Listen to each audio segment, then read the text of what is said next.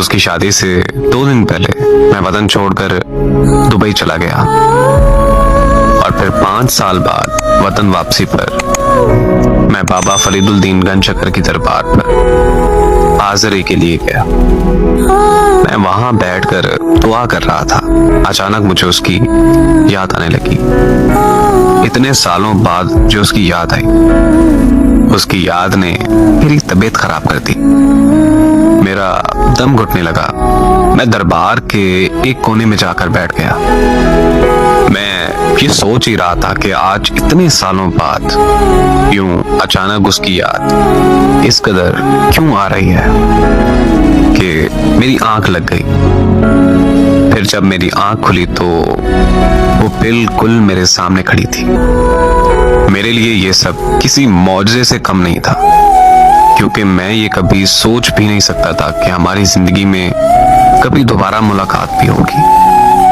वो मुस्कुराते हुए बस मेरी तरफ ही देखी जा रही थी। इससे पहले कि मैं उससे कोई बात करता, उसे किसी ने आवाज दी और वो वहां से चली गई। मैं उसके पीछे जाना चाहता था, मगर मुझ में इतनी हिम्मत भी नहीं थी कि मैं अपनी जगह से हिल भी सकूं। माजी की जिन कड़वी यादों को खत्म करने के लिए मुझे वतन छोड़ना पड़ा था।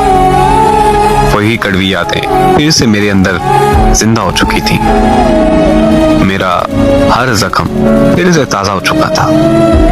मेरी हालत मजीद खराब होने लगी और मैं बेहोश हो गया। और फिर जब मुझे होश आया तो मैं फिर से वहीं लेटा हुआ था। दरबार से घर आकर मैं एक अजीब सी कश्मकश का शिकार हो चुका था कि दरबार पर मुलाकात महज सिर्फ एक इत्तेफाक था या फिर खुदा की मर्जी। इस कश्मकश से निकलने के लिए उसको दिया हुआ वादा मुझे तोड़ना पड़ा और मुझे उसके गांव उसके माँ बाप से मिलने जाना पड़ा। वहां जाकर मुझे यकीन हुआ कि हमारा मिलना महज इत्तेफाक नहीं था, बल्कि उसमें खुदा की मर्जी थी। उसके घर वालों ने बताया कि वो तुमसे शादी करना चाहती थी, लेकिन हम लोगों ने साफ कह दिया था कि खानदान के बाहर शादी नहीं हो सकती। और फिर हम लोगों ने उसकी शादी खानदान में तय कर दी। उसने बहुत ज्यादा शोर मचाया, मगर हमने उसकी एक ना सुनी।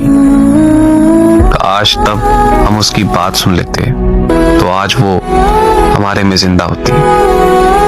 उसके घर वालों की ये बात सुनने की देर ही थी कि मेरे रोंगटे खड़े हो गए।